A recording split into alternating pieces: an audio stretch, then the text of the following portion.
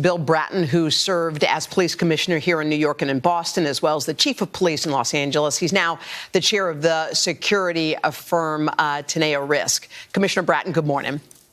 Good morning. Well, you just heard some of the issues laid out there very well by Tom Costello, and the big one seems to be, can this inauguration really be done safely outside as planned? You have a long resume of experience in this area. What do you think?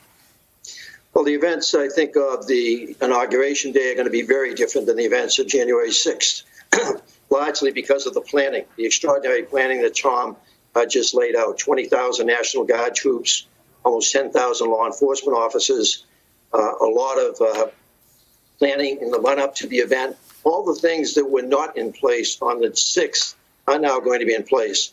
I would be more concerned about what you don't see in terms of the idea of serious militant type who would try to upset this event rather than the large crowds that we saw on January 6th. But thankfully, the law enforcement officials are united and working together this time, where they were not working together at all on January 6th. Yeah, Commissioner Bratton, there's a lot of focus on the Capitol there, what you've been describing. But what about all these state capitals? We've heard some governors saying, look, we're worried about our capital. We're not ready. Do you think that they're ready? That's going to be on a state-by-state basis. I've been following naturally here in New York and several others where there are extraordinary preparations to protect various state capitals. There is some concern on 4 states that have had a history of armed militia, have very lax gun control laws in terms of open carry, et cetera.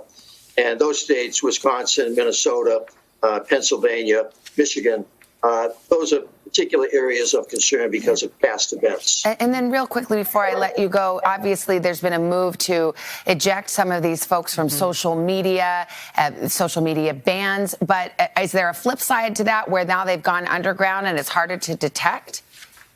This is very similar to the issue we had with the international terrorists when they started encrypting all of their social media sites, where with open sourcing, we are able to see what they're up to once they go into the deep underground, encrypted, et cetera, or no longer having Twitter and other sites to plan on.